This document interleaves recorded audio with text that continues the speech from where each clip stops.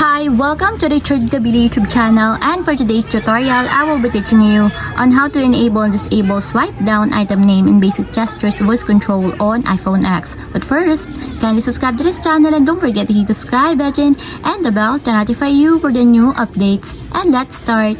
Using your iPhone X, from your home screen first, go to Settings. Then in the Settings, scroll down and find the Accessibility and then Top.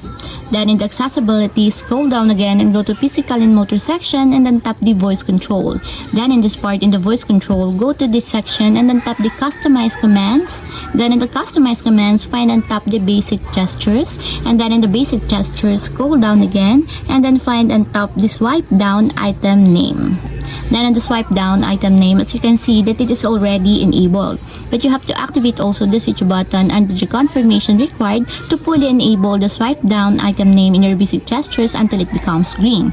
And if you want to disable or turn off, just tap again the switch button just like this.